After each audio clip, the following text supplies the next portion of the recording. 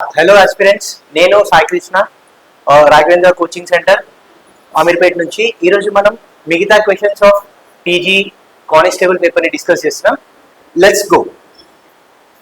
So మన next question ఏంటంటే,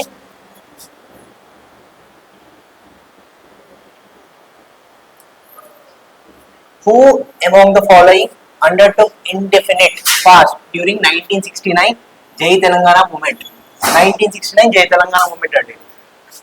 దీంట్లో తెలుగులో చూసుకుంటే ఉద్యమ కాలంలో 1969 జై తెలంగాణ ఉద్యమ కాలంలో క్రింది వారిలో ఎవరు మొట్టమొదట ఆమరణ నిరాహార దీక్ష ప్రారంభించారు? అయితే ఫస్ట్ ఆఫ్ ఆల్ మనం 1969 జై తెలంగాణ మూమెంట్ బ్యాక్గ్రౌండ్ చూసుకుందామండి. సో ఈ 1969 జై తెలంగాణ మూమెంట్ అని ఎందుకున్నామంటే ఇది మొట్టమొదటి దశ ఆఫ్ తెలంగాణ మూమెంట్. ఓకేనా? ఇక్కడ నుంచే తెలంగాణ మూమెంట్ మెల్లిమెల్లిగా స్టార్ట్ అవుతుందండి. సో జై తెలంగాణ మూమెంట్. సో దీని బ్యాక్గ్రౌండ్ ఏంటి అని అంటే వెనక యొక్క పరిస్థితుల్ని మనం డిస్కస్ చేద్దాం. Background of 1969 background. సో చిన్న చిన్న కారణాలు ఉన్నాయండి. చిన్న కారణాలు అవి పెద్దగా వెళ్ళాయి. ఫస్ట్ ఏమైంది అంటే 1956 లో పెద్ద మనుషుల ఒప్పందం అని చేసుకున్నాం ఒకటి. That is gentleman's agreement. ఈ జెంటిల్మ్యాన్స్ అగ్రిమెంట్ లో ఏమేమి అనుకున్నాము అంటే, అప్పట్లో అందరూ ఎప్పుడండి ఆంధ్రప్రదేశ్ ఫార్మేషన్ టైంలో, ఆంధ్రప్రదేశ్ కన్నా ముందు ఆంధ్ర ఉండేది. సో 1956 లో తెలంగాణ ఆంధ్రప్రదేశ్ రెండు కలిపి ఆంధ్రప్రదేశ్ లాగా ఫామ్ అయింది.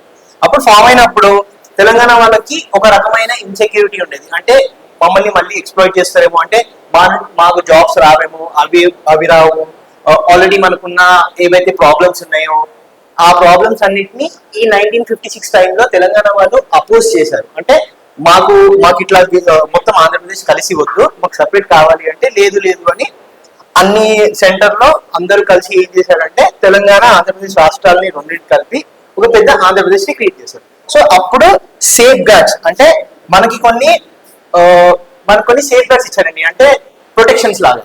ఏంటి అంటే ఈ పెద్ద మనుషుల ఒప్పందంలో చెప్పుకున్నారు. జస్ట్ ఇది అగ్రిమెంట్ ఉంది, ఇది ఎక్కడ లీగల్ గా పెట్టడానికి లేకుండా జస్ట్ అగ్రిమెంట్ లాగా చేసుకున్నారు. దాంట్లో ఏం చేశారు అంటే రీజనల్ కౌన్సిల్ పెడతా అన్నారు. రీజనల్ కౌన్సిల్ పెడతా అన్నారు. రీజనల్ కౌన్సిల్ పెడతా అని ఏం చేశారు? ఇంకో ఒప్పందం ఉండే. ఇంకో ఒప్పందంలో ఏం చేశారంటే సీఎం ఆంధ్ర అయితే డెప్యూటీ సీఎం తెలంగాణ అన్నారు. ఇలా చిన్నవి మన ఫండ్స్ మనకే ఇస్తా అని, మన డెవలప్మెంట్ మన దగ్గరనే ఉంచుతామని ఇవన్నీ చేసేసరికి సరే అని ఓకే అన్నాం. కానీ ఏం చేశారంటే జెంటిల్మెన్స్ అగ్రిమెంట్ దాని మీద ఉన్న ఇంక్ ఆరకముందే ఈ అగ్రిమెంట్ ని వైలేషన్ చేయడం స్టార్ట్ చేశారండి. అంటే అప్పట్లో నీలం సంజీవరెడ్డి ఉండేవారు. ఆయన ఏం చేశారు అంటే ఆంధ్రప్రదేశ్ మనకి ఒక 12 సంవత్సరాల వరకు తెలంగాణ నుంచి ఒక సీఎం రాలేదండి ఈ అగ్రిమెంట్ అయిన తర్వాత. సో ఇది ఒక బ్యాక్గ్రౌండ్. ఈ యొక్క బ్యాక్గ్రౌండ్ అయిన తర్వాత అన్ని ఎడ్యుకేషన్స్ మెల్లిమెల్లిగా నడుస్తుంటే 1960 టైంలో మళ్ళీ ఇంకోటి మధ్యలో వచ్చింది. 1960 టైంలో ఏమైంది అంటే కొత్తగూడెం థర్మల్ పవర్ ప్లాంట్. ఇది ఒకటి కొత్తగూడెం థర్మల్ పవర్ ప్లాంట్ ఉండండి. దీంట్లో ఏంటి అంటే రీసోర్సెస్ అంటే దానికి కావాల్సిన అన్ని వాటర్ ఇవన్నీ నిధులు ఇవన్నీ మన దగ్గర నుంచే, తెలంగాణ నుంచి. ల్యాండ్ మనదే, ఉద్యోగులు మాత్రం వాళ్ళు. 1400 మందిలో 200 మంది మాత్రమే తెలంగాణ వాళ్ళండి. సో ఈ 200 మంది తెలంగాణ వాటిలో ఏమైంది అంటే 170 మందిని తీసేశారు. 170 మంది. మిగిలిన వాళ్ళు ఎంతమంది అండి? ఇంకా 25 మంది తెలంగాణ వాళ్ళు ఉండే. సో మిగిలిన 25 మంది తెలంగాణ వాళ్ళు ఉన్నప్పుడు ఏం చేశారు అంటే ఈ టైంలో ఒక ఉద్యమం జరిగింది లోపల. అప్పుడు ఏంటి, నాన్ ముల్కీ మూమెంట్ లాగా ముల్కీ గో బ్యాక్ అన్నారు. నాన్ ముల్కీ గో బ్యాక్ అన్న తర్వాత బాగా ఎడ్యుకేషన్ జరిగిన తర్వాత సరే అని మళ్ళీ మన ముల్కీలకి ఆ థర్మల్ పవర్ ప్లాంట్ లో ఉద్యోగాలు ఇచ్చారండి అంత ఇష్టత. సో ఇదంతా సైమల్టేనియస్ గా నడుస్తూనే ఉండేసరికి ఏమైంది అంటే 1969 ఆ టైంలో పోలిశెట్టి రామదాస్ పోలిశెట్టి రామదాస్ అని ఆయన ఏం చేశాడంటే ఖమ్మంలో తిరుగుతూ అన్నబత్తుల రవీంద్ర అనే దగ్గరికి ఆయన వచ్చాడండి, కలిశాడు. ఈ అన్నపత్ర రవీంద్రనాథ్ ఏంటి అంటే బిఏ సెకండ్ ఇయర్ చదివేవాడు ఖమ్మంలో. అయితే అప్పటికి ఈ అన్నపత్ర రవీంద్రనాథ్ చాలా యాక్టివ్ గా ఉండి ఏంటంటే స్టూడెంట్స్ యూనియన్ ఎలక్షన్స్ లో ఓడిపోయాడు. స్టూడెంట్స్ యూనియన్ లో ఓడిపోయిన తర్వాత అప్పటికి కోలిశెట్టి రామదాస్ ఆయన కలిసి అన్నపత్ర రవీంద్రనాథ్ కి ఏదో తెలంగాణ గురించి ఏదో చేయాలని బాగా ఉత్సుకతగా ఉండేవాడు అనమాట. సో ఈ అన్నపత్ర రవీంద్రనాథ్ ఏం చేశాడు అంటే, నేను ఎలాగో ఈ కౌన్సిల్ స్టూడెంట్స్ యూనియన్ ఎలక్షన్స్ ఓడిపోయాను కాబట్టి ఇంకేదో చేద్దాము అనుకున్నాడు, ఏదో ఒకటి తెలంగాణ కోసం చేయాలి అని. సో అప్పుడు ఏంటంటే, సరే నువ్వు ఆమరణ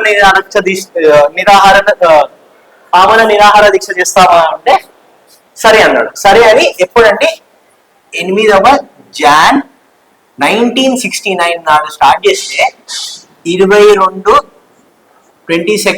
జాన్ వరకు చేశాడండి ఈయన ఆమరణ నిరాహార దీక్ష. సో ఈ టైంలో ఎవరు ఇండెఫినెట్ గా ఫాస్ట్ లో కూర్చున్నారు అంటే అన్నబత్తుల రవీంద్రనాథ్ అండి. ఓకేనా?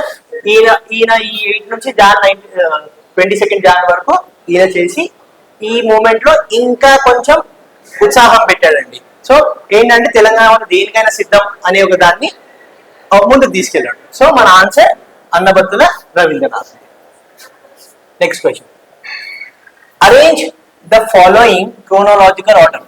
ఇంతకుముందు మనం 1969 తెలంగాణ మూమెంట్ చూసుకున్నాం కదండి, దాని నెక్స్ట్ డిస్కషన్ ఇదండి. సో 1969 లో తెలంగాణ మూమెంట్ అయినప్పుడు ఏమైంది అంటే, అప్పుడు చాలా ఎక్కువ ఏమంటారు ధర్నాలు అవన్నీ చేసేసరికి కాసుల బ్రహ్మానంద రెడ్డి ఏం చేశారు అంటే జియో 36 తీసుకొచ్చారండి. జియో 36 తీసుకొచ్చి ఆ జియో 36 లో ఫిబ్రవరి 28,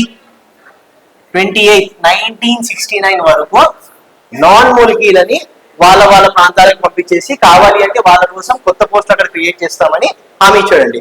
అది ఎప్పుడు ఆల్ పార్టీ మీటింగ్ లో అండి. ఆల్ పార్టీ మీటింగ్ అంటే అన్ని పార్టీల మీటింగ్ లో, ఓకేనా? ఆల్ పార్టీ మీటింగ్ లో ఇది నడిచింది. సో ఇది అయిపోయిన తర్వాత 1969 లో ఇదంతా చేసిన తర్వాత ఏమైంది అని అంటే, వీళ్ళ కోసం ఇందిరాగాంధీ ఏం చేసింది, ఇన్ని కొట్లాటలు అవుతున్నాయి ఇవన్నీ అవుతున్నాయి అని ఈ టైంలో మన నిధులు మన జాబ్స్ ఇవన్నీ ఆంధ్ర వాళ్ళకి వెళ్ళిపోతున్నాయి అంటే ఈ ఆల్ పార్టీ మీటింగ్ లో ఒక కమిటీని క్రియేట్ చేశారండి. అదేంటి? లలిత్ కుమార్ కమిటీ. ఈ లలిత్ కుమార్ కమిటీ క్రియేట్ అయింది ఏంటంటే, మన సర్ప్లస్ ఫండ్స్ అంటే తెలంగాణలో ఎన్ని ఎక్కువ ఫండ్స్ ఉన్నాయి మన కోసం, మన నిధులే. ఎందుకంటే హైదరాబాద్ మనదే కదండి, మన దగ్గర నుంచి ఎక్కువ ఫండ్స్ వెళ్ళడం. సో బేసిక్ గా ఆంధ్రప్రదేశ్ మన దగ్గర తెలంగాణలో కలవడానికి ఒక కారణం కూడా ఇదే అండి. ఫండ్స్ ఎక్కువ ఉన్నాయి, వాళ్ళ డెవలప్మెంట్ కి మనం తోడ్పడతామని మన దగ్గర నుంచి తీసుకొని మనకి హామీలు ఇచ్చి మోసపూరితంగా తెలంగాణని తీసుకున్నారు అని కూడా అంటారండి. సో సర్ప్లస్ ఫండ్స్ ఎన్ని ఉన్నాయి అన్నాడంటే అన్ని చూసి 107 కోట్లలో నెట్ మాత్రం 35 కోట్లే అన్నాడు ఈయన. సో ఈ 35 కోట్లు కాదు 107 కోట్లు అని ఏమన్నారు అంటే తెలంగాణ రీజనల్ కమిటీ అన్నాడు. సో ఇదంతా అయిపోయింది. సో ఇవన్నీ నడుస్తున్న తర్వాత 1969 లో ఇందిరాగాంధీ ఏం చేశారు అంటే 8 పాయింట్ ఫార్ములా అని తీసుకొచ్చారండి. 8 పాయింట్ ఫార్ములా 1969 లో అయిందండి.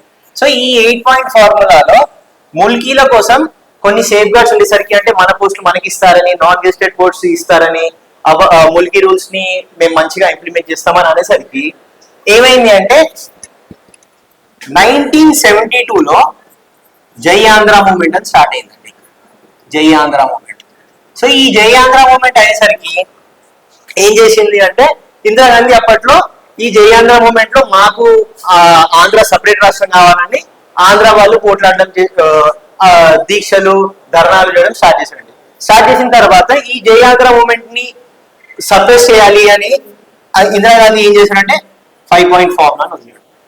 5 పాయింట్ ఫార్ములా. ఈ 5 పాయింట్ ఫార్ములాలో కొంచెం మనకి ఫేవర్ గా కొంచెం వాళ్ళకి ఫేవర్ గా ఉండి 1980 వరకే కొన్ని రూల్స్ అప్లికేబుల్ అవుతాయి. అది కూడా హైదరాబాద్ సికింద్రాబాద్ జంట నగరాలకి అవుతాయి. కొన్ని రోజులు మాత్రానికి అనేసరికి సరే అని మా తెలంగాణ వాళ్ళు కామ్గా ఉన్నారు. బట్ ఆంధ్ర వాళ్ళు ఒప్పుకోలేదండి. ఈ 5 పాయింట్ ఫార్ములా మాకు వద్దు, మాకు ములికి రూల్స్ మొత్తానికే తీసేయాలి అని బాగా ధర్నా చేసరికి లాస్ట్ కి 6 పాయింట్ ఫార్ములా వచ్చిందండి. ఈ 6 పాయింట్ ఫార్ములాలో ఏమైంది అంటే 1919లో ములికి రూల్స్ 15 సంవత్సరాలు ఉండేయండి. 15 years ఆఫ్ రెసిడెన్స్ అంటే 15 సంవత్సరాలు ఇక్కడ ఉంటే మనం ములికీలుగా అనబడతాం అన్నారు. అది మెల్లిగా ఎక్కడ అండి 6 పాయింట్ ఫార్ములాకి వచ్చేసి మెల్లిగా 12 yearsకి వచ్చింది. దాని తర్వాత 6 పాయింట్ ఫార్ములాకి వచ్చేసరికి ఈ టైంకి వచ్చేసరికి 1956కి వచ్చేసరికి 1956 ఆంధ్రప్రదేశ్ టైం ఫార్మేషన్ టైంలో 12 yearsకి వచ్చిందండి. అదే 6 పాయింట్ ఫార్ములాకి వచ్చేసరికి 1972 ఈ 73 టైంకి వచ్చేసరికి ఇది 1973లో అండి. 1973కి వచ్చేసరికి మొత్తానికి ఎంత అయింది 4 yearsకి వచ్చేసరికి అంటే ఒక ములికి అవ్వాలి అంటే 4 ఏళ్ళు. సో ఈ మొత్తానికి 6 పాయింట్ ఫార్ములాకి వచ్చేసరికి మనకేంటి అసలు ములికి అనే అర్థమే మారిపోయింది. అంటే తెలంగాణ వాళ్ళు ములికి అవ్వచ్చు, ఆంధ్ర వాళ్ళు ములికి అవ్వచ్చు. సో అప్పటికి ఏంటంటే కరప్షన్ జరుగుతూనే ఉందండి. అంటే fake certificates, fake revenue departments నుంచి సర్టిఫికేట్స్ తెచ్చుకొని ములికి వాళ్ళని అవన్నీ గవర్నమెంట్ జాబ్ లో ఆంధ్ర వాళ్ళు వస్తూనే ఉన్నారు. సో ఇలా ఫస్ట్ ఇట్లా 6 పాయింట్ ఫార్ములా వచ్చిన తర్వాత ఈ 6 పాయింట్ ఫార్ములాని ఒక లా లాగా లీగల్ గా ఒక స్టేటస్ ఇవ్వాలి అని ఏం చేశారు, ప్రెసిడెన్షియల్ ఆర్డర్ తీసుకొచ్చారండి. ప్రెసిడెన్షియల్ ఆర్డర్, ఈ ప్రెసిడెన్షియల్ ఆర్డర్ 1975లో వచ్చింది. Presidential order 1975. ఈ ప్రెసిడెన్షియల్ ఆర్డర్ ఏం చేసింది అంటే ఈ 6 పాయింట్ ఫార్ములాని బల్లగుద్ది పెట్టేసింది. అంటే 32వ రాజ్యాంగ సవరణలో ఈ 6 పాయింట్ ఫార్ములాని పెట్టారండి. దీనిలో మనకు కొన్ని సేఫ్ గార్డ్స్ ఉన్నాయి, బట్ తెలంగాణ వాళ్ళకి ఉన్నాయి కొన్ని. ఇట్లా ఏంటంటే రూల్స్ చేసుకోవచ్చు, తెలంగాణ ఆరిజిన్ రూల్స్ ఇవన్నీ చేసుకోవచ్చు అన్నారు కానీ బట్ ఎక్కువ ములికి రూల్స్ తీసేయడమే పెద్ద ప్రాబ్లం అయిందండి. సో ఇది మనకి ఎటువంటి హెల్ప్ చేయలేదు. సో ఫస్ట్ మనం ఇక్కడ చూసుకున్నట్టే మన క్రోనలాజికల్ ఆర్డర్ గా మనం చూసుకున్నట్టయితే ఫస్ట్ మనకి ఏంటంటే 8 పాయింట్ ఫార్ములా ఏ స్టార్టింగ్ లో ఏది ఉందండి ఏ తర్వాత ఏంటంటే 5 పాయింట్ ఫార్ములా సి తర్వాత ఏముంది ఇదే కదా, ఏసీ తర్వాత బి చూడండి 6 పాయింట్ ఫార్ములా, దాని తర్వాత డి ద ప్రెసిడెంట్. సో మన answer A C B D అండి. మ్యాచ్ ద ఫాలోయింగ్, జాబితా 1 జాబితా 2తో చేర్చాలి. So first Telangana information trust. ఈ తెలంగాణ ఇన్ఫర్మేషన్ ట్రస్ట్ ఎప్పుడు ఫామ్ అయింది అంటే మొట్టమొదటిగా ఫామ్ అయింది ఇదే అండి 1991. ఇప్పుడు చూడండి ఇక్కడ మనం ఆప్షన్స్ చూసుకుంటే A3 పెడితే A3 దేంట్లో ఉందా అండి, లేదు. ఇప్పుడు చూడండి ఈ ఆప్షన్స్ చూడండి చాలా డిఫరెంట్ గా ఇచ్చాడు. A1 2 3 4, B1 2 3 4, C1 2 3 4. సో ఎక్కడ కూడా ఒక ఆప్షన్ ఇంకో దాంట్లో జంపుల్ అవ్వట్లేదు. సో మీకు ఒక్క ఆన్సర్ తెలిసిన మొత్తం ఆన్సర్ తెలిసిపోతుంది. బికాస్ సమ్ టైమ్స్ అప్పుడప్పుడు ఏం చేస్తారు అంటే ఎగ్జామ్ ప్రిపేర్ చేసే వాళ్ళు మన బుద్ధిని ఎక్కువ, మన నార్మల్ ఐక్యూని ఎక్కువ టెస్ట్ చేస్తుంటారు. మనకి తెలుసా లేదా అనే కన్నా మనం దీంట్లో తెలియకుండా ఎలా ఆన్సర్ తీయగలుగుతాం అనేది కూడా అసెస్ చేస్తుంటారండి ఒక 2 క్వశ్చన్స్ లో. సో అలాంటిదే ఇది. ఎందుకంటే చాలా మంది ఇయర్స్ చదువుకోకపోవచ్చు, ఇదంతా చదువుకుంటారు కానీ ఇయర్స్ దగ్గర కన్ఫ్యూజ్ అయి ఉంటారు. సో ఇలా అప్పుడప్పుడు కొంచెం ప్రతి దాంట్లో అమలు చేయొచ్చు అని నేను అనట్లేదు, బట్ కొన్ని దాంట్లో మనం ఇట్లా చూస్తే కూడా తెలిసిపోతుంది. సో ఎప్పుడైనా కానీ అన్నిటినీ చదవడం చాలా ముఖ్యం. ఆప్షన్స్, లిస్ట్, డేట్స్ మొత్తం ఒక క్వశ్చన్ ని పరిశీలించాలి అంటే ఇదే. ఎందుకంటే ఒక గవర్నమెంట్ ఉద్యోగి పని చేయాలి అంటే అన్ని పరిశీలించాలి అనేదే దీని సారాంశం అండి ఒక విధంగా చెప్పాలంటే. సో మన తెలంగాణ ఇన్ఫర్మేషన్ ట్రస్ట్ 1991 లో అయింది. సో ఈ తెలంగాణ ఇన్ఫర్మేషన్ ట్రస్ట్ ఏంటి అంటే ముఖ్యంగా ఈ ఒక ట్రస్ట్ లాగా, అంటే అందరూ గుమ్ముగూడి ఒక ట్రస్ట్ లాగా ఉన్నారండి. ట్రస్ట్ లాగా ఉండి వీళ్ళు ఏం చేశారు అంటే మన పాత ఎస్ఆర్సి అంటే state reorganisation commission, gentlemen's agreement, దీంట్లో ఏవైతే రిపోర్ట్స్ ఉన్నాయో ఈ రిపోర్ట్స్ ని పబ్లిష్ చేయడం స్టార్ట్ చేశారు. ఎందుకు? అందరిలో చైతన్యం తీసుకురావడానికి. అంటే మనకి ఎలాంటి ద్రోహం జరిగింది, మనకి దీంట్లో మనకు కావాల్సినవి వచ్చాయా లేదా, ఇవన్నిటి గురించి మళ్ళొకసారి మన లోపల ఒక ఉత్తేజం చేయడానికి ఈ తెలంగాణ ఇన్ఫర్మేషన్ ట్రస్ట్ ఎప్పటికప్పుడు ఇవి పబ్లిష్ చేసేవండి. ఈ పబ్లిష్ చేసేవి. సో దీంట్లో ముఖ్యమైన వారు ప్రొఫెసర్ జయశంకర్ ఉండేవారు, జయశంకర్, ఇంకా జాదవ్ అండి, పి జాదవ్ గారు. సో దీంట్లో ఉండేవారు. Next Telangana students forum. So ఈ తెలంగాణ స్టూడెంట్స్ ఫోరం ఇప్పుడు 3 అయింది. ఇప్పుడు బి ఏంటండి, సారీ A3 అన్నప్పుడు బి ఇక్కడ B4. సో ఆటోమేటిక్గా మనకు 4. సో తెలంగాణ స్టూడెంట్స్ ఫోరం 1986 లో ఫామ్ అయిందండి. ఈ ఫోరం ఏం లేదు, అన్ని స్టూడెంట్స్ కలిసి జస్ట్ మన తెలంగాణ రిజిస్ట్రేషన్ లో పాల్గొనడానికి 1986 లో మెల్లమెల్లగా ఫామ్ అయ్యారండి కొన్ని గ్రూప్స్. తెలంగాణ ఐక్య వేదిక. ఈ ఐక్య వేదిక ఇప్పుడు చూస్తే ఈ ఐక్య వేదిక బేసిక్ గా 28 ఆర్గనైజేషన్స్ కలిసి అయిందండి. 28 ఆర్గనైజేషన్స్ అన్ని కలిసి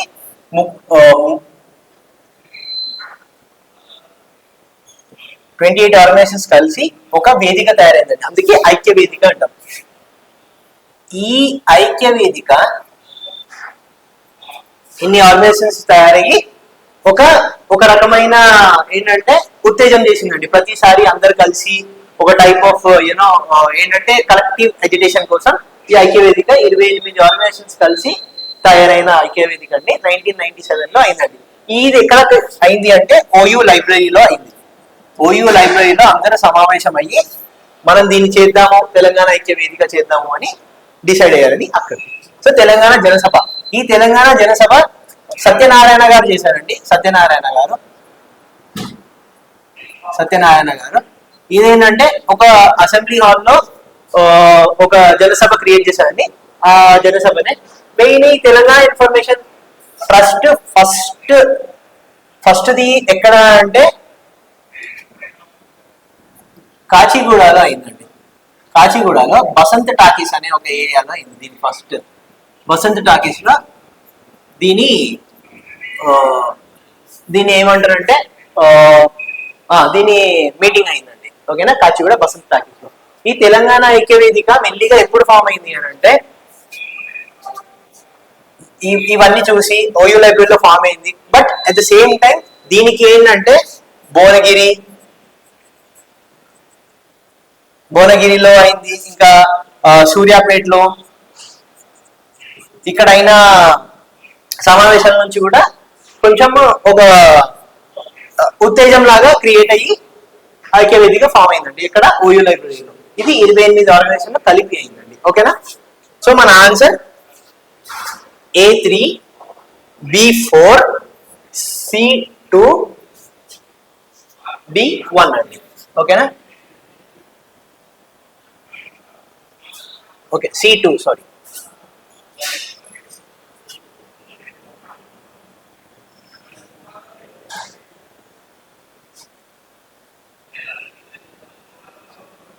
C2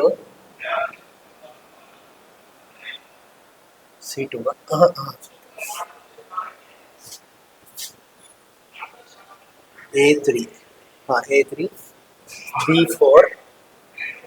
B4 C2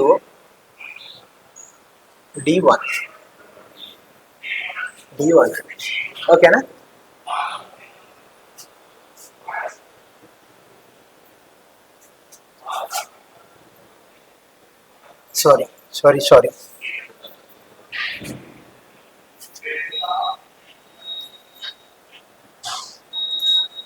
సారీ అండి.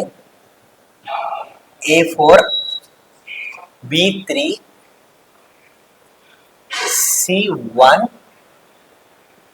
D2 ఓకేనా. మన ఆన్సర్ 2 అండి. Arrange the following in chronological order అంటే కాలానుక్రమంగా అమర్చుము. సో కాలానుక్రమంగా ఇది ఏంటంటే ఇవన్నీ సమ్మెలు మెల్లిగా 2011 లో స్టార్ట్ అయ్యాయండి. అంటే అప్పుడే ఇంకా తెలంగాణ రిజిస్ట్రేషన్ మెల్లిగా టీఆర్ఎస్ ఫామ్ అవ్వడము, టీఆర్ఎస్ ఫామ్ అయిన తర్వాత ఒక్కొక్కటి కేసీఆర్ గారి ఆధ్వర్యంలో ఒక్కొక్కటి స్టార్ట్ అయిందండి. సో ఫస్ట్ మనకి దీనిలో చూసుకుంటే మిలియన్ మార్చ్ ఎప్పుడైంది అంటే మార్చ్ 2011 లో అయిందండి. సో ఈ మిలియన్ మార్చ్ బేసిక్ గా దేని ఆధారంగా అయింది అంటే ఈజిప్ట్ ఇలాగే తెహరీక్ స్క్వేర్ అనే ఒక ప్లేస్ లో ఇలా మిలియన్ మంది అంటే 10 లక్షల మంది మార్చ్ రోడ్ పైకి వచ్చారండి. సో ఈ మిలియన్ మార్చ్ ఎక్కడ అయిందంటే ట్యాంక్ బండ్ దగ్గర అయింది. సో ఈ మిలియన్ మార్చ్ టైంలో ప్రాముఖ్యత ఏంటి అంటే తెలంగాణ బిల్లు పెట్టాలి పార్లమెంట్ లో అని మేము సమ్మె చేస్తాము అని మిలియన్ మార్చ్ చేశారండి. ఎవరు? Joint action Telangana JAC. ఓకేనండి. సో మిలియన్ మార్చ్ తర్వాత ఏమైంది అంటే సకల జనుల సమ్మె.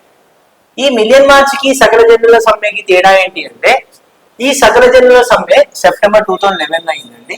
ఈ సకల జనుల సమ్మెలో ప్రతి ఒక్క జాబ్ చేసిన అంటే నాయి బ్రాహ్మణులు, దోబి వాళ్ళు, వీళ్ళంతా వాళ్ళ జాబ్స్ వదిలేసి సమ్మెకి దిగారండి. సో అందుకే సకల జనుల సమ్మె అంటారు. ఈ సకల జనుల సమ్మె చాలా పాపులర్ అయిందండి. సో రాస్తా రోకోలు, రోడ్డు బందులు చాలా అయ్యాయి. రైల్వే రోకోలు కూడా ఈ సకల జనుల సమ్మెలో అయిందండి. సో మన ఆన్సర్ ఫస్ట్ మిలియన్ మార్చ్, దాని తర్వాత బిఏ. ఓకేనా? బిఏ ఎక్కడ ఉందండి? ఇక్కడ ఉంది. బట్ నెక్స్ట్ ఆప్షన్స్ కూడా చూసుకుందాం. ఓకేనా? ఇప్పుడు చూడండి, బేసిక్ గా ఇక్కడ ఒక తప్పు ఉందండి. ఏమైంది అంటే బిఏ డిసి సడక్ బంద్ తర్వాత సి అన్నారు, కానీ మనకి సాగరహారం 2012లోనే అయిందండి. ఈ సాగరహారం ఫస్ట్ తెలంగాణ మార్చ్ అని కూడా అన్నారు. ఫస్ట్ స్టార్టింగ్ లో తెలంగాణ జేసీ ఏం చేసిందంటే దీన్ని తెలంగాణ మార్చ్ లాగా చేద్దాం. ఎర్లియర్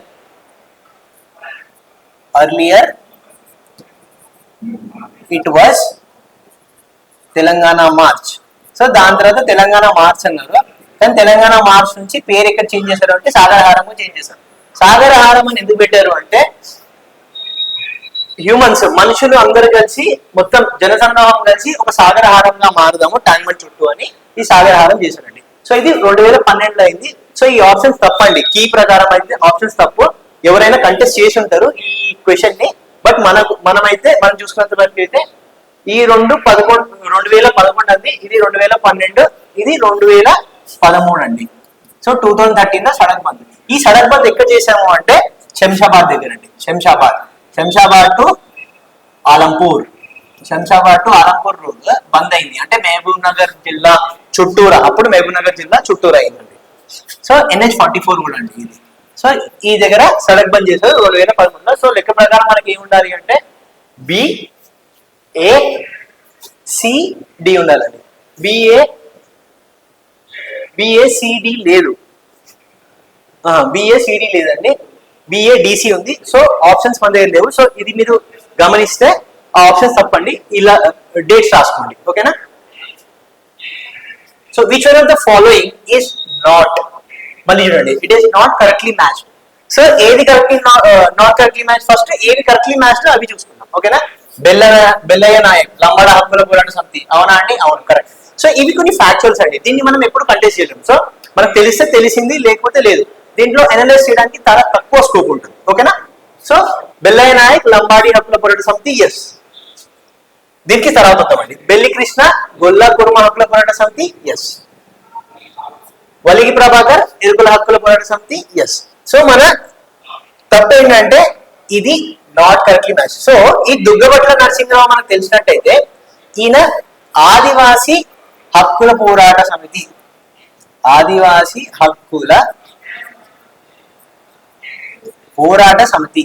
దీన్ని చేశాడండి. ఈయన దీనికి ఫేమస్ అండి. సో ఈ దుగ్గుబట్ల నరసింహరావు ఆదివాసీ హక్కుల పోరాట సమితి కాబట్టి ఇది రాంగ్ అండి. సో మన ఆన్సర్ కరెక్ట్ అయితే ఇది. సో ఈ మున్నూరు కాపు హక్కుల పోరాట సమితి మరి ఎవరు చేశారు అంటే బత్తుల సిద్ధేశ్వర్ అండి. ఓకేనా?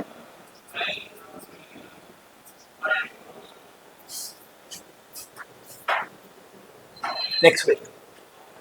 The Sakala Janula Samme was organized by which one of the following? When అంటే ఈ క్రింది వాళ్ళు ఎవరు సకల జనుల సమ్మెకు పిలుపునిచ్చారు? అందరూ చూసి దీంట్లో టిఆర్ఎస్ అని ఉంది కదండి, కళ్ళు మూసుకొని టిఆర్ఎస్ పెట్టేస్తారు. బట్ టిఆర్ఎస్ అప్పటికి పొలిటికల్ పార్టీయే కానీ ఒక టైప్ ఆఫ్ పీపుల్ మూమెంట్ లాంటిది కాదండి. పీపుల్స్ మూమెంట్ ఏది? Telangana joint action committee. So Telangana రాష్ట్ర సమితి పొలిటికల్ పార్టీ, అది ఏదైనా చేస్తే పొలిటికల్ గా చేయొచ్చు అప్పటికి. కానీ ఇట్లాంటి సకల జనుల సమ్మెలో ఉండాలి అంటే అందరూ కలిసి వెళ్ళాలి కాబట్టి లాజికల్ గా మనం చూసుకుంటే దీన్ని తీయచ్చు. తెలంగాణ ఐక్య వేదిక అప్పటికి ఉండొచ్చు. బట్ దీని ఏంటంటే కొంచెం ఫ్యాక్చువల్స్ మనకు తెలిస్తే తెలంగాణ జేఏసీ. ఎందుకంటే ఆ టైం కల్లా జేఏసీ చాలా పాపులర్ గా తయారైందండి. ఈ ఐక్యవేదిక ఇవన్నీ 1969 1980s ఆ టైంలో బాగా పాపులర్ ఉండేది. సో మెల్లిమెల్లిగా జేఏసీ స్టార్ట్ అయింది. సో ఒక 2000 తర్వాత ఎక్కువ జేఏసీ యాక్టివ్ లో ఉందండి. సో మాక్సిమం ఏవైనా ఇట్లాంటివి పెద్ద పెద్దవి సకల జనరల్ సమ్మె, మిలియన్ మార్చ్, సడక్ బంద్ ఇలాంటివి ఏమైనా వచ్చాయి అంటే, ధూమ్ ధామ్ ఇలాంటివి ఏమైనా వచ్చాయంటే తెలంగాణ జేఏసీకే పెట్టండి మాక్సిమం. సో అది మన correct answer. When was the AP State Reorganization Bill introduced in Lok Sabha by Home Minister Sushil Kumar Shinde? So ఇది ఎప్పుడు మన ఆంధ్రప్రదేశ్ పునర్వ్యవస్థీకరణ బిల్లుని ఎప్పుడు పెట్టారండి లోక్సభలో అంటే February 30, 2014. సో ఇది కూడా ఒక ఫ్యాక్చువల్ టైప్ ఆఫ్ క్వశ్చన్ అండి, మనకు తెలిస్తేనే పెట్టగలుగుతాం. దీనిలో అనలైజ్ చేయడానికి ఏం లేదు, ఎందుకంటే purely based upon dates. So ఇది ఫిబ్రవరి 13 పెడితే, ఫిబ్రవరి 13 2014 పెడితే మార్చ్ 1 కి ప్రెసిడెంట్ అసెంట్ వచ్చిందండి. ప్రెసిడెంట్ అసెంట్ అంటే ప్రెసిడెంట్ అసెంట్ ఎప్పుడు వస్తుందండి? లోక్సభ రాజ్యసభలో పాస్ అయిన తర్వాత. అంటే లోక్సభలో పెడితే రాజ్యసభకి వెళ్ళాలి, రాజ్యసభలో పెడితే లోక్సభకి రావాలి. ఈ రెండు అయిన తర్వాత ప్రెసిడెంట్ దగ్గరికి వెళ్తుంది. ప్రెసిడెంట్ అప్పుడు అసెంట్ ఇస్తాడు. సో అసెంట్ ఇచ్చినప్పుడు అది యాక్ట్ లాగా మారుతుంది, లానో యాక్ట్ లాగా మారుతుంది. సో మనకి ఇది మార్చి 1 ప్రెసిడెంట్ అసెంట్ వస్తే మనకి ఇది ముందుకు అంటే ఏ రోజు అమలైందండి అంటే 2 జూన్. సో అదే కదా మన తెలంగాణ ఫార్మేషన్ డే. సో ఇదండి. ఎట్ విచ్ సింధు నాగరికతకు చెందిన ఏ ప్రదేశంలో అత్యధికంగా బావులు? At which Indus valley site maximum wells were discovered? అంటే డిస్కవర్డ్ ఇన్వెన్షన్ కి తేడా చూడండి. డిస్కవర్డ్ అంటే ఆల్రెడీ ఉన్నది, ఇన్వెన్షన్ అంటే కొత్తగా చేసేది. సో ఆల్రెడీ ఉన్న దాని గురించి మాట్లాడుకుంటాం. సో మాక్సిమం వెల్స్ ఎక్కడ ఉన్నాయి అంటే ఇవన్నీ ఇండస్ వ్యాలీ అంటే సింధు నాగరికత అండి. ఇండస్ వ్యాలీని మనము మోస్ట్ ఏన్షియంట్ అర్బన్ సివిలైజేషన్ అని కూడా అంటామండి. అంటే అప్పట్లోనే నాగరికత చాలా ముందస్తులో ఉండేది. సో బేసిక్గా ఇండస్ వ్యాలీ టైమింగ్ ఏంటంటే అంటే 3300 BCE టు 1300 BCE. దీంట్లో 3 ఫేజ్లు ఉండేవండి.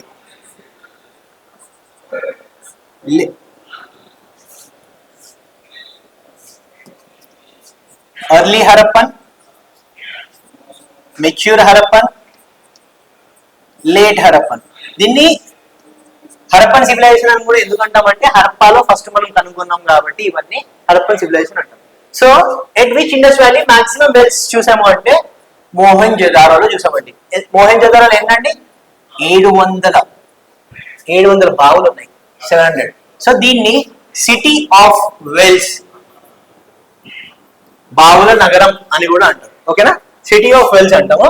దీంట్లో గ్రేట్ బాత్ కూడా దొరికిందండి మనకి. ఓకేనా, great bath.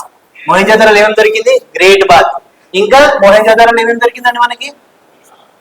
Pashupati seal, the great Pashupati seal అంటాం. ఇది ఇక్కడే దొరికిందండి. ఓకేనా. సో ఇవి హరప్పా గురించి చూసుకుంటే హరప్పాలో మనకి ఎక్కువ గ్రానరీస్ దొరికాయండి. అంటే ధాన్య భండారాలు ఎక్కువ దొరికాయి హరప్పాలో. ఓకేనా. ఈ హరప్పా రావి నడి ఒడ్డున ఉందండి. రావి నడి ఒడ్డున ఉంది. పాకిస్తాన్ లో ఉందండి ప్రస్తుతానికి. పాకిస్తాన్ ప్రాంతంలో ఉంది. పాకిస్తాన్ లో ఉంది. మోహెంజోదారో కూడా పాకిస్తాన్ లోనే ఉందండి. పాకిస్తాన్. ఓకేనా. ఇది పాకిస్తాన్ ఇండస్ వ్యాలీ అంటే ఇండస్ నది ఒడ్డున ఉందండి ఇది. ఓకేనా. ధోలావీరా ఎక్కడ ఉందండి? కచ్ ప్రాంతంలో, మన గుజరాత్ కచ్ ప్రాంతంలో. ఓకేనా. ఈ ధోలావీరాలో ఏంటి అంటే ఎక్కువ మనకి వాటర్ రిస్టోరేషన్ దొరికాయండి. అంటే కన్జర్వేషన్, వాటర్ ని ఎక్కువ దాచుకునే ఒక ప్రాజెక్ట్స్ దొరికాయి. అంటే అర్థం ఏంటంటే అంటే మనకి అప్పట్లో అగ్రికల్చర్ చేస్తున్నాము అని అర్థం. ఓకేనా. Okay, thanks. సో మన answer maximum site wells were discovered is Mohenjodaro.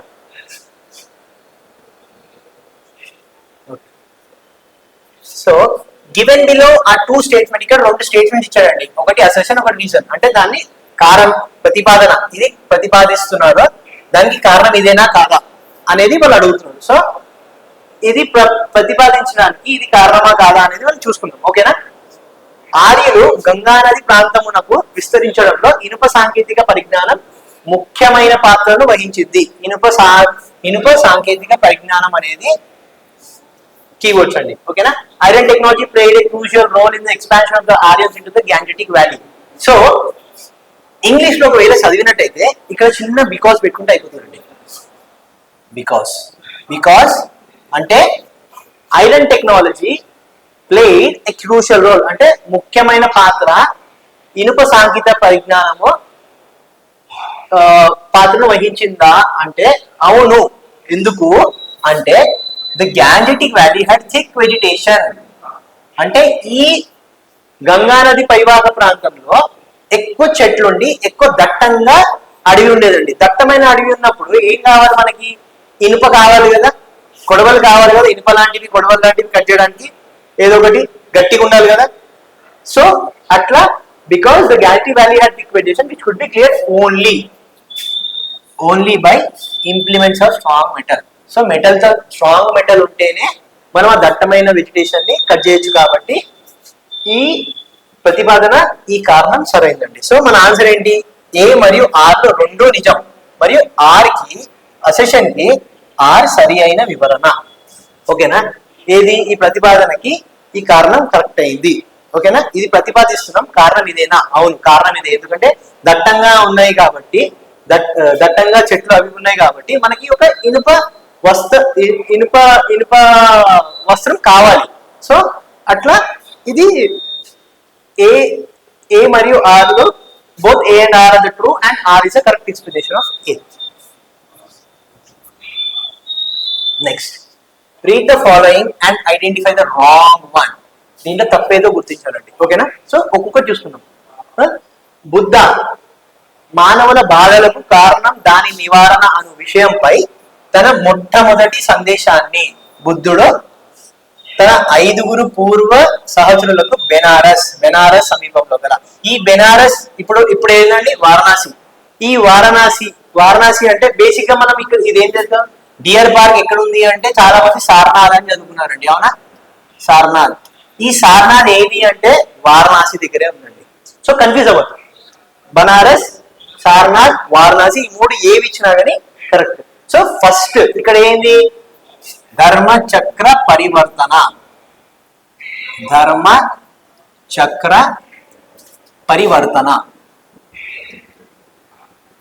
So ఈ ఘట్టం అండి.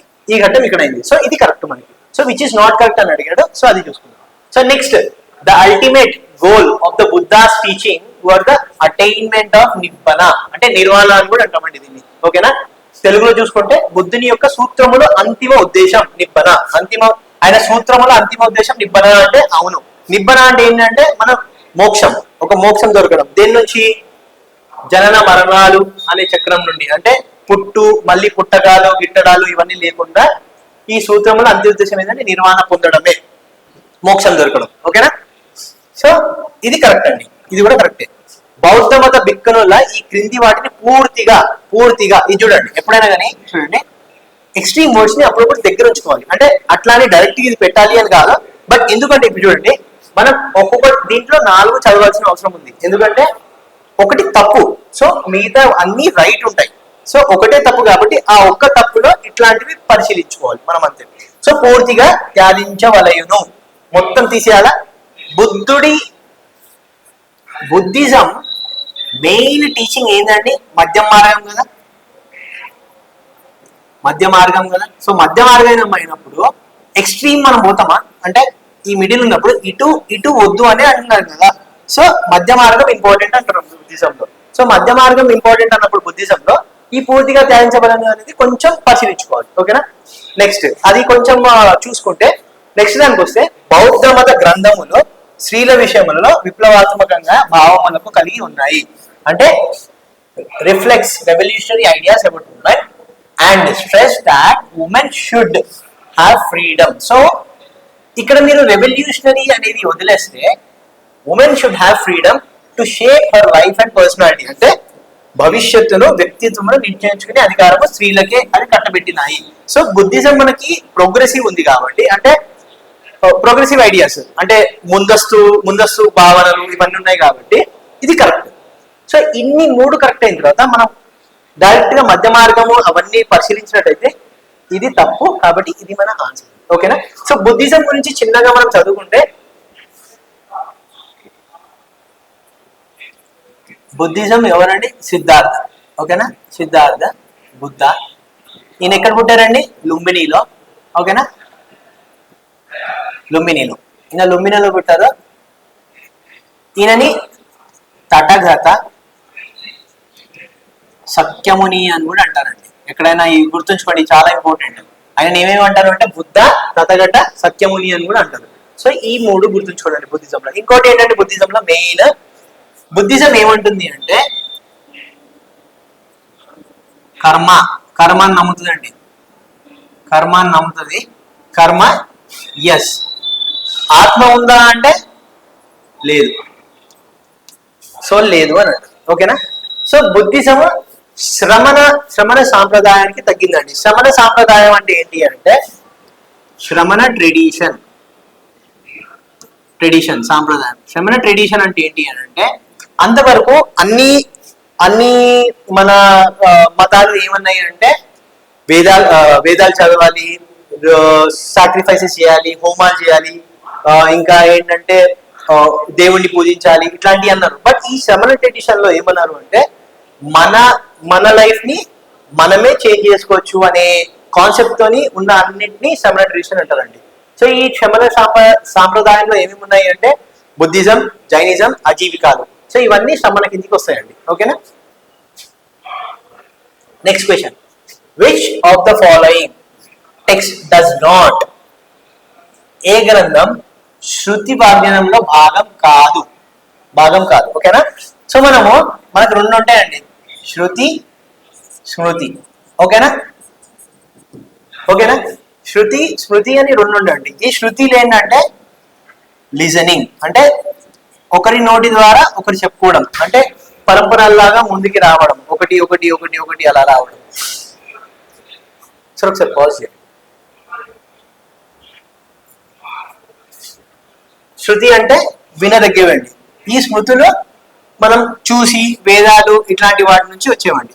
సో ఒకవేళ మనం ఇక్కడ చూసుకుంటే బ్రాహ్మణాలు, అర్యంగాలు, ఉపనిషాలు ఇవన్నీ వేదాల కిందికి వచ్చేవండి.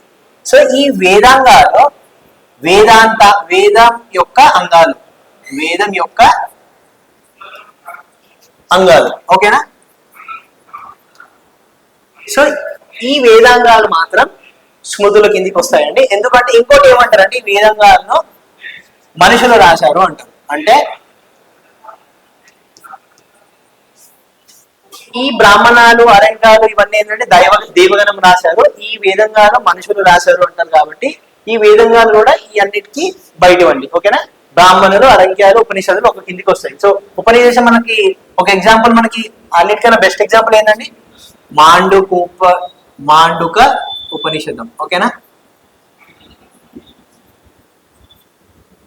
మాండుకోప్య ఉపనిషదం. సో దీంట్లో ఏముంటదండి? సత్యమేవ జయతే. సో ఇక్కడ నుంచే తీసుకున్నామండి మనం. ఓకేనా? ఇది గుర్తుంచుకోండి. సత్యమేవ జయతే ఎక్కడి నుంచి తీసుకున్నామంటే మాండుకోపనిషత్తు నుంచి తీసుకున్నాం. ఓకేనా? సో మనకి శృతుల్లో వినేదగినవి బ్రాహ్మణులు, ఆరంగ్యాలు, ఉపనిషత్తులు ఇవన్నీ చెప్పేవారు. చెప్తుంటే ఒక్కొక్క జనరేషన్ కి వచ్చేది. సో ఈ వేదాంగాలు ఏంటంటే సాక్రిఫైసెస్, వేదాల తర్వాత లేటర్ వేదిక్ పీరియడ్ లో ఈ వేదాంగాలు వచ్చాయండి. ఓకేనా? మ్యాచ్ ద ఫాలోయింగ్, ఈ క్రింది వాణిలో జతపరచుంది. ఓకేనా? ఏవి అంటే first list, second list Ashoka's minor rock edicts. అశోకావి minor rock edicts, major rock edicts ఉన్నాయండి. మేజర్ 12, మేజర్ 14 అండి. Major rock edicts 14. ఓకేనా? ఈ major rock edicts, minor rock edicts ఉన్నాయండి. ఈ మేజర్ రాక్ ఎడిక్ట్స్ లో 13వ ఎడిక్ట్ ఈ ఏం చేస్తారంటే కళింగ వార్ గురించి చెప్తుందండి. కళింగ వార్. ఓకేనా? కళింగ యుద్ధం ఎక్కడ జరిగింది, ఎప్పుడు జరిగింది అనేది మొత్తం ఇన్ఫర్మేషన్ 13వ 13వ రాతి శాసనంలో ఉందండి. ఓకేనా, 14 రాతి శాసనాలు పెద్దవి, చిన్న చిన్నవి లెక్క లేవండి, కొన్ని ఎక్కువనే ఉన్నాయి. So major 14. ఆ మేజర్ లో 13వలో కళింగ వార్ గురించి అశోకుడు మొత్తం వివరంగా చెప్పాడండి. ఓకేనా, సో మనం ఇక్కడ చూసుకున్నట్టయితే రాజుల మందగిరి కర్నూలు డిస్ట్రిక్ట్ ఆంధ్రప్రదేశ్ లో ఉందండి. సో ఒకసారి మనం ఆప్షన్ తీసుకుందాం, మనకి A4 పెట్టిన తర్వాత ఏమైనా వస్తాయేమో అని. A4 చూడండి, A4 పెడితే మనకి ఇక్కడ అన్ని యూనిక్ ఉన్నాయండి. A4 దేంట్లో లేదు. సో మన ఆప్షన్ 4 బట్ ఒకటి మెల్లిగా చూసుకున్నాం. B1 బి బ్రహ్మగిరి చిత్రదుర్గ కర్ణాటకలో ఉందండి. C2 నిట్టూర్ కర్ణాటక. D3 అండి రూప్నాథ్ జబల్పూర్. సో ఈ మైనారిటీస్ గురించి చూసుకుంటే ఒక ఇంపార్టెంట్ మస్కీ శాసనం ఒకటి ఉందండి, మస్కీ ఇన్స్క్రిప్షన్. ఓకేనా, ఈ మస్కీ ఇన్స్క్రిప్షన్ లో ఏంటంటే అశోక తన పేరు అశోక అని రాసుకుంటాడు. అంటే ఈ మస్కీ ఇన్స్క్రిప్షన్ కర్ణాటకలో ఉందండి. ఇది ఈ మస్కీ ఇన్స్క్రిప్షన్ కర్ణాటకలో ఉంది. ఈ కర్ణాటకలో ఉన్న ఇన్స్క్రిప్షన్ ద్వారానే దేవనం ప్రియ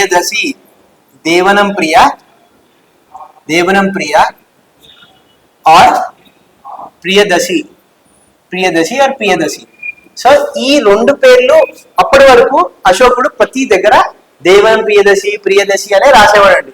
కానీ మొట్టమొదటిసారి మస్కీ ఇన్స్క్రిప్షన్ లో అశోక అని రాశాడు. సో అప్పటి వరకు దేవనం ప్రియదశి ఎవరు అనుకుంటే అశోకుడే దేవనం ప్రియదశి. సో ఆయన పేరు అశోకుడు అని ఎక్కడ తెలిసింది మనకి అంటే మస్కీలో తెలిసిందండి. ఓకేనా, ఇది ఇంపార్టెంట్. సో ఇది చూసుకుంటే కళింగ వార్ గురించి ఎక్కడ పెట్టాడండి, మేజర్ రాకెటిక్స్ 14 లో 13వది. ఓకేనా, అశోకుడు ఎవరు కొడుకు అండి, బిందుసారా కొడుకు. ఓకేనా, బిందుసారుడు కొడుకు. ఓకేనా, బింబిసారా మళ్ళీ వేరు. అశోకుడు ఇంకోటి ఏం చేశాడండి, థర్డ్ కౌన్సిల్ ఆఫ్ బుద్ధిజం. ఓకేనా, థర్డ్ కౌన్సిల్ బుద్ధిజం ఎవరి ఆధారంలో అంటే మొగలిపుట్ట తిస్సా ఈయన ప్రిసైడ్ చేశాడండి. అంటే ఈయన చూసుకున్నాడు, మొగలిపుట్ట తిస్సా ఆయన ఈ థర్డ్ కౌన్సిల్ ఆఫ్ బుద్ధిజం ని చూసుకున్నాడండి. ఓకేనా,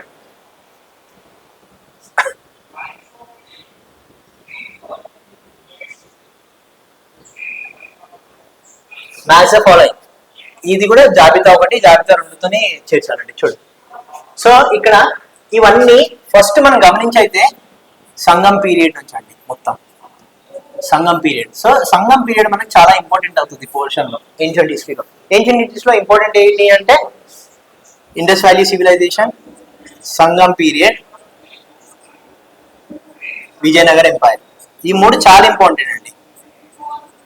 విజయనగర ఇది మిడివల్ లో వస్తుంది, బట్ ఏన్షియంట్ లో మాత్రం ఈ 2 చాలా ఇంపార్టెంట్ అండి. ఎందుకంటే ఇవన్నీ ఒక రకమైన ఏంటంటే హిస్టారికల్ మూమెంట్స్ అంటామండి, అంటే మైల్ స్టోన్స్ లాగా. ఇవి లేకుండా ఇండియాని మనం మాట్లాడుకోలేము. సో కాబట్టి ఇవి ఇంపార్టెంట్, కాబట్టి ఇవి ఎక్కడొక్కడ ఒక క్వశ్చన్ లాగా పడతాయి. సో మనం వీటిని తరోగా చదువుకోవడం చాలా ఇంపార్టెంట్. ఓకేనా, సో ఫస్ట్ చూడండి, ఇలాంగో వడిగల్ ఏం చేశాడండి, శిల్పాధికారం రాశాడు. ఓకేనా, A2 అయిన తర్వాత ఇంకేదైనా A2 అయిన తర్వాత 2 ఆప్షన్స్ మర్జ్ అవుతున్నాయి. సో నెక్స్ట్ మనం చూసుకుందాం. ఓకేనా, ఇలాంగో వడిగల్ శిల్పాధికారం. ఈ ఇలాంగో వడిగల్ ఎవరు అంటే చేరా రాజు సెంగుట్టువన్ తమ్ముడు అండి, సెంగుట్టువన్. ఓకేనా, సెంగుట్టువన్ తమ్ముడు. సో ఈ శిల్పాధికారంలో ఏముండే అంటే పాలిటీ, రాజ్యాంగం అదంతా పాలిటీ ఇంకా సొసైటీ ఉందండి. దీని గురించి రాశాడు. ఓకేనా, ఈ ఇలాంగో వడిగల్ శిల్పాధికారంలో ఈ రెండింటి గురించి రాశాడు. నెక్స్ట్ బి ఏముందండి, A2 అయిన తర్వాత సిత్తలై సత్తనార్ ఏం రాశాడు, మనీ మేకలై రాశాడు. ఓకేనా, A2 B1 వచ్చిందా, ఇంకా 2 ఆప్షన్లు ఉన్నాయి, ఇంకా మళ్ళీ మనం ముందుకెళ్ళాలి. సో సిత్తలై సత్తనార్, ఈయన పేరు సిత్తలై సత్తనార్. సో ఈ సిత్తలై సత్తనార్ ఏం రాశాడంటే మణిమేకలై రాశాడు. ఈ మణిమేకలై ఏంటి, శిల్పాధికారం రాశాడా, శిల్పాధికారంకి సెకండ్ పార్ట్ లాగా, అంటే బాహుబలికి second part, first part, second part ఎలా ఉన్నాయండి. సో దాని continuation Manimekalai. So same Manimekalai కూడా పాలిటీ సొసైటీ గురించే ఉందండి. ఓకేనా, ఇది సేమ్. తిరువల్లువర్. ఈ తిరువల్లువర్ ఏం రాశాడు అంటే తిరుక్కురల్ రాశాడు. ఓకేనా? ఈ C4. సో C4 ఎక్కడ ఉంది? ఇది మన ఆప్షన్. నెక్స్ట్ ఆప్షన్ కూడా అవైలబుల్ చూస్తున్నాం. C4 వచ్చిన తర్వాత మన ఆప్షన్ వచ్చేసిందండి. ఓకేనా? సో అప్పుడప్పుడు కొన్ని తెలియాలండి, మనకు తెలిస్తేనే చాలా దగ్గర వరకు వెళ్ళగలుగుతాం. ఓకేనా? 4 తెలియాల్సిన అవసరం మాక్సిమం ఎక్కడ మన అవసరం పడదు. 2, 3 తెలిస్తే మనం 2 తెలిసినా మనకు వచ్చేసినట్టే అండి ఆల్మోస్ట్. అప్పుడప్పుడు ఇట్లాంటి విషయాలలో కొన్ని రావు, అవి వదిలేయడమే ఉచితం. బట్ ఇఫ్ ఎట్ ఆల్ మనకి 2 వచ్చాయి అని అంటే మాత్రం మాక్సిమం 90% క్వశ్చన్స్, తెలియని క్వశ్చన్స్ కి ఆన్సర్ చేసే ఛాన్సెస్ ఉంటాయండి. ఓకేనా? సో తిరువల్లూర్ తిరుక్కురల్ రాసామండి. ఇదేంటంటే గ్రామర్ గురించి అండి, తమిళ్ గ్రామర్ గురించి. ఓకేనా? ఇది తమిళ్ గ్రామర్. ఈ నాదముని రాసింది ఏంటంటే నలయార దివ్య ప్రబంధనం. సో ఈ బుక్ రాశాడండి, ఈ నలయార దివ్య ప్రబంధనం అనే బుక్ ఈ నాదముని రాశాడు. ఓకేనా? నలయార దివ్య ప్రబంధనం అనే బుక్ రాశాడండి. ఓకే, సో మన ఆన్సర్ 1, 2, 4, 3. సో ఇవన్నీ ఫ్యాక్చువల్ క్వశ్చన్స్ అండి. సో సంగం మీద చదువుకుంటే మనకి ఇవన్నీ అర్థమైపోతుందండి. ఓకేనా? Identify the wrong pair. Wrong pair ని ఐడెంటిఫై చేయాలండి. ఓకేనా? So identify the wrong pair అన్నప్పుడు మనకి ఏదైనా ఒకటే ఉంటుంది, అవునా? సో 3 కరెక్ట్ అయినవి చూసుకోవాలి. మనకు మాక్సిమం తెలియకపోయినా 1, 2 అన్న తెలుస్తుందండి. 1, 2 ఆప్షన్ అనేది కన్ఫ్యూజ్ అవుతుంటాం. సో బేసిక్ గా చూసుకుందాం. చేర విల్లు, అవునా? ఎస్. చోళ పుల్లల సింబల్ ఉండేదండి, అవునా? ఎస్. పాండ్యాలు చేప, ఎస్. పల్లవాలు పీకాక్ అండి, కాదు. పల్లవులు లయన్ సింబల్ ఉండేది. ఓకేనా? సో మనం చూసుకున్నట్టయితే రాంగ్ పేరు ఇది. సో ఈ పల్లవాళ్ళు ఎప్పుడు వచ్చారండి? పల్లవాళ్ళ కన్నా ముందు ఎవరున్నారు? సంగమ చోళులు. ఓకేనా? ఈ సంగమ చోళుల తర్వాత పల్లవాస్ వస్తుంది. ఓకేనా? ఈ పల్లవ చోళులు 2 రకాలండి. సంగమ చోళులు, దాని తర్వాత సామ్రాజ్య చోళులు అంటే ఇంపీరియల్ చోళాస్. ఓకేనా? ఇంపీరియల్ చోళాస్. సంగమ చోళులు, పల్లవులు, దాని తర్వాత సామ్రాజ్య చోళులు అంటారండి. సో వీళ్ళు ఇలా వచ్చింది. ఓకేనా? సో ఈ పల్లవాస్ కి ఇప్పుడు ఒకవేళ మన ఇండియా మ్యాప్ చూసుకుంటే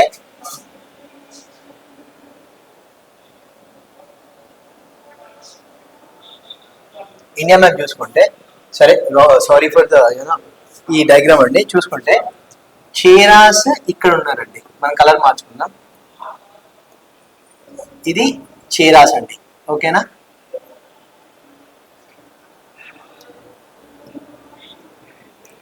చోళాస్ ఇక్కడ అండి. ఓకేనా?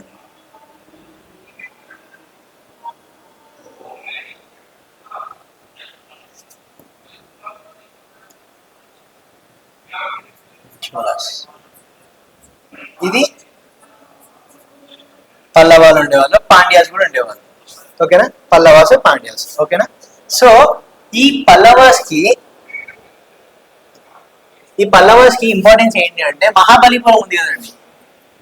ఇండియా చైనా లాస్ట్ టైం కలిసినప్పుడు షీ జిన్పింగ్ వాళ్ళ premier China Xi Jinping India ఇదేంటి మోదీ కలిసింది ఆ మహాబలిపురంలోనండి. ఓకేనా? అక్కడ 5 రథాలు ఉంటాయి, పంచరథాలు అంటాం మనం. మహాబలిపురం సీ షోర్ టెంపుల్ కూడా ఉంటుందండి. షోర్ టెంపుల్ అంటాం దీన్ని. ఓకేనా? Shore temple. పల్లవాలు మహాబలిపురంలో టెంపుల్ ఆర్కిటెక్చర్ చాలా బాగా కట్టారండి. సో దాంట్లో షోర్ టెంపుల్, అర్జునాస్ పేరెంట్స్,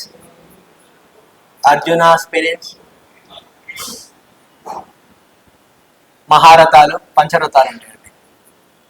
పంచరథాలు అంటే భీమరథం, ధర్మరాజు రథం, అర్జున రథం. సో ఇవన్నీ అక్కడ ఉంటాయి. సో రాంగ్ పేరు ఏంటి అంటే పల్లవాలు అండి. మన రాంగ్ పేరు పల్లవాలు ఏంటంటే లయన్. ఓకేనా? Next, arrange the following ayurvedic doctors in chronological order. అంటే నివసించిన కాలాన్ని బట్టి క్రమానుగతంగా రాయండి. అంటే ఫస్ట్ నుంచి లాస్ట్ వరకు ఎవరు. ఓకేనా? ఫస్ట్ ఎవరున్నారు? ఫస్ట్ చూసుకున్నట్టయితే మనకి జీవక. ఈ జీవక అనే డాక్టర్ ఈయన ఏంటంటే రాయల్ ఫిజిషియన్ అంటే రాజ్య వైద్యుడు అండి. రాయల్ ఫిజిషియన్, రాజ్య వైద్యుడు. ఓకేనా, ఈయన రాజ్య వైద్యుడు అండి. రాజ్య వైద్యుడు ఉండేవాడు ఎప్పుడో మగధ రాజ్య కాలంలో ఉండేవాడు. ఓకేనా, సో ఫస్ట్ ఈయన. సో ఇక్కడ మనకి ఏ ఎక్కడ ఉంది చూడండి, ఏ ఉన్నప్పుడు ఆటోమేటిక్ గా ఆప్షన్స్ వచ్చాయి, బట్ స్టిల్ మనం మెల్లిమెల్లిగా చూసుకుందాం. సో ఇది మన ఆన్సర్ కాబట్టి చూసుకుందాం. సుశ్రుత ఏంటండి, సర్జరీ. మనం ఆపరేషన్ చేస్తామా, ఫాదర్ ఆఫ్ సర్జరీ అనేవాడు అండి. ఫాదర్ ఆఫ్ సర్జరీ అనేవాడు. అయితే సుశ్రుత సంహిత.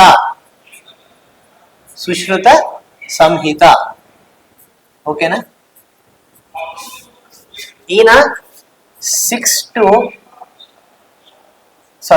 7 to 6th century BCE, అంటే క్రైస్తవ శకం కన్నా ముందు ఉండేవాడు. ఓకేనా, ఈ సుశ్రుత 6 నుంచి 5th BCE అండి. ఓకేనా, సో ఈయన తర్వాత వచ్చింది ఎవరు, చరక. ఈయన ఏం చేశాడు, ఈయన ఇప్పుడు ప్రస్తుతానికి మనం ఏదైతే మెడిసిన్స్ వాడతామో రోగాలకి, internal organs like lungs, heart, వీటి కోసం ఏవైతే మెడిసిన్స్ అవి వాడతామో ఆయన దాని మీద చేశాడండి. ఓకేనా, దాని మీద బుక్ రాశాడు. సో ఆయన రాసిన బుక్ ఏంటి, చరక సంహిత, ఇంటర్నల్ మెడిసిన్ మీద అండి. ఓకేనా, చరక సంహిత. ఈయన ఏ హయాంలో ఉండేవాడండి అంటే కనిష్క హయాంలో ఉండేవాడు. ఓకేనా, ఈయన వాగ్భాట, ఈయన ఆయుర్వేదిక్ డాక్టర్ అండి, లాస్ట్ లో వచ్చాడు. ఓకేనా, ఆయుర్వేదిక్ డాక్టర్ లాస్ట్ లో వచ్చాడు. అష్టహృదయం అనే బుక్ రాశాడు. సో దాంట్లో ఆయుర్వేదిక్ దాని గురించి రాశాడండి ఈయన వాగ్భాట. సో మన ఆన్సర్ చూసుకున్నట్టయితే first Jivaka, next Sushruta, next Charaka, దాని తర్వాత వాగ్భాట. ఓకేనా అండి. The early Satavahana coins were discovered at, అంటే తొలి శాతవాహన నాణ్యములు. ఇక్కడ అన్ని ఎక్కడో కూడా దొరికాయండి, ఎందుకంటే ఇవన్నీ వాళ్ళకి సంబంధించినవి. ఓకేనా, శాతవాహన కాలానికి సంబంధించేవి. సో ఎప్పుడైనా మనము ఇవన్నీ చూసిన తర్వాత ఇక్కడ చూడండి, ఇది కీబోర్డ్ అండి, తొలి ఇది కీబోర్డ్. సో దీన్ని బట్టి మనం ముందుకెళ్ళాలి. సో ఎర్లీ మనకి దొరికింది ఎక్కడ అండి, కోటిలింగల ప్రాంతంలో. ఓకేనా, కోటిలింగల కరీంనగర్ దగ్గర అండి. సో ఈ కోటిలింగల ప్రాంతంలో మనకి ప్రస్తుతానికి ఈ శాతవాహన కాయిన్స్ దొరికాయండి, ఎర్లీ అంటే అన్నిటికన్నా ముందు. ఇది మనకి ఏం చెప్తుంది అంటే శాతవాహనులు డెక్కన్ రాజ్యంలో ఉన్నారు అనేది క్లియర్ చేసేది ఇది ఉంది. అంటే తెలంగాణ ప్రాంతంలో కూడా మన శాతవాహనాలు రూల్ చేశారు. సో మనకు ఒక ప్రాముఖ్యత ఉంది ఎప్పటి నుండో అనే ప్రూవ్ చేయడానికి ఇట్లాంటివి సందర్భాలు అండి. ఓకేనా, సో పైథాన్ ఏంటండి, వీళ్ళ క్యాపిటల్ సిటీ. ఓకేనా,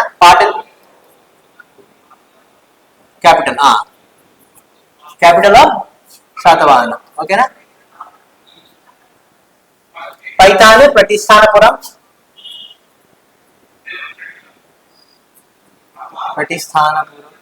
అని కూడా అంటారు. అయితే ఇది క్యాపిటల్ అండి. సో ఇక్కడ కూడా చాలా ట్రేడ్ అయ్యేది శాతవాహనుల టైంలో, ఇది క్యాపిటల్. ఓకేనా, ఇది ప్రస్తుతానికి మహారాష్ట్ర ఏరియాలో ఉందండి ఈ పైథాన్ అనే ఏరియా. ఓకేనా, పైథాన్ అనే డిజైనింగ్ కూడా ఉంటుందండి, సారీస్ అవి డిజైనింగ్ ఉంటాయి. సో ఇది మహారాష్ట్రలో ఉంది ప్రస్తుతానికి, ఆ ఏరియాలో. ఈ నాసిక్ ఎందుకు ఫేమస్ అండి అంటే గౌతమి బాలాశ్రీ ఇక్కడ నాసిక్ ఇక్కడ గౌతమి బాలాశ్రీ రాశారండి కొన్ని శాసనాలు ఈ నాసిక్ లో. సో దాని గురించి ఈ నాసిక్ ఇంపార్టెంట్. ఓకేనా, ధూళికట్టలో కూడా కొంచెం ఇంపార్టెన్స్ ఉండండి, ఎందుకంటే నార్మల్ గా వీళ్ళ ట్రేడ్ అవి ఇవి దాని తగ్గట్టు ధూళికట్టలో ఒక ఇంపార్టెంట్, కానీ అంత ప్రాముఖ్యత లేదు దీనికి తగినంత. ఓకేనా, so next, in which language Kanishka coins and inscriptions are available, అంటే కనిష్కుని యొక్క నాణెములు మరియు శాసనములు ఎక్కువగా ఏ భాషలో ఉన్నాయి. ఓకేనా, అది చూసుకోండి.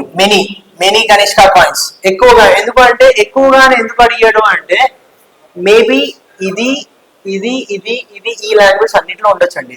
సో డిఫరెన్షియేట్ చేయాలి కాబట్టి ఎక్కువగా అనేది మెయిన్ కీవర్డ్ అండి ఇక్కడ. సో మనం చూసుకున్నట్టయితే కనిష్క యొక్క ఎక్కువ గ్రీక్ లాంగ్వేజ్ లో ఉన్నాయండి. సో చూసుకుంటే బ్యాక్టీరియన్ లాంగ్వేజ్ లో కూడా ఉన్నాయి కొన్ని. సో అందుకే ఎక్కువగా అని అడిగారు. సో ఎక్కువగా అని మనం అడిగితే బ్యాక్టీరియన్ లాంగ్వేజ్ లో గ్రీక్ లాంగ్వేజ్ లో ఎక్కువ ఉన్నాయి. ఓకేనా, బ్యాక్టీరియాలో కూడా బ్యాక్టీరియన్ లాంగ్వేజ్ లో కూడా ఉన్నాయి. కుషాన కాలం అని అడిగితే బ్యాక్టీరియన్ లాంగ్వేజ్ లో కూడా ఉంది. బ్యాక్టీరియన్ కొన్ని గ్రీక్ లాంగ్వేజ్ లో కొన్ని ఉంది. Next match the following. యుద్ధాలు సంవత్సరాలు. ఓకేనా? సో మొదటి తరైన్ యుద్ధం, ఫస్ట్ తరైన్ వార్ ఎప్పుడైందండి? 1199. So first battle of Tarain గురించి మాట్లాడుతున్నాం. Battle of Tarain. ఓకేనా? బ్యాటిల్ ఆఫ్ తరైన్ టీ అని పెడతాం. సో ఇది 1911 లో. ఇది ఏంటంటే ఎవరి మధ్యలో అయింది అని అంటే పృథ్వీరాజ్ చౌహాన్ ఉన్నాడు కదండి, పృథ్వీరాజ్ చౌహాన్ రాజ్పుత్ల రాజు. సో పృథ్వీరాజ్ చౌహాన్ వర్సెస్ మొహమ్మద్ గోరి అండి. మొహమ్మద్ గోరి ఎవరు? గురి డైనాసిటీ అంటే మొహమ్మద్ గజనీ ఉండేవాడు కానీ ఆ గజనీ ఏరియా నుండి ఈ మొహమ్మద్ గోరి వచ్చాడండి. ఎవరో గజనీ చనిపోయిన తర్వాత మొహమ్మద్ గోరి దండయాత్ర చేయడం స్టార్ట్ చేశాడు. సో ఈ మొహమ్మద్ గోరి ఏమైంది అంటే ఫస్ట్ బ్యాటిల్ ఆఫ్ తరైన్ లో పృథ్వీరాజ్ చౌహాన్ చేతిలో ఓడిపోయాడు. ఓకేనా? ఓడిపోయిన తర్వాత ఈయన ఏం చేశాడు? 1912 లో సెకండ్ బ్యాటిల్ ఆఫ్ తరైన్ అయిందండి. ఈ సెకండ్ బ్యాటిల్ ఆఫ్ తరైన్ అయినప్పుడు మళ్ళీ మొహమ్మద్ గోరి పృథ్వీరాజ్ చౌహాన్ ఇద్దరు పోట్లాడినప్పుడు పృథ్వీరాజ్ చౌహాన్ ఓడిపోయాడు. పృథ్వీరాజ్ చౌహాన్ ఓడిపోయినప్పుడు ఈ మొహమ్మద్ గోరి ఏం చేశాడు అంటే మొహమ్మద్ గజనీ అప్పటి వరకు వచ్చి దండయాత్ర చేసి డబ్బులు తీసుకొని వెళ్ళిపోయేవాడండి. కానీ మొహమ్మద్ గోరి ఏం చేశాడు? లేదు, నేను మొహమ్మద్ గజనీలా కాదు, నేను ఇక్కడ నా రాజ్యాన్ని ఏర్పరచిపోతాను అన్నట్టు చేసి కుతుబ్బుద్దీన్ ఐబక్ అనేవాడిని పెట్టేసి వెళ్ళిపోయాడండి. ఓకేనా? ఈ కుతుబ్బుద్దీన్ ఐబక్ రావడం వల్ల ఇండియాలో ఫస్ట్ ఢిల్లీ సల్తనత్ స్టార్ట్ అయింది. అంటే ఢిల్లీ సల్తనత్ స్టార్ట్ అవ్వడానికి కారణం ఏంటి అని అంటే battle of Tarain, second battle of Tarain 1912 అండి. ఓకేనా? సారీ 1192. 1192.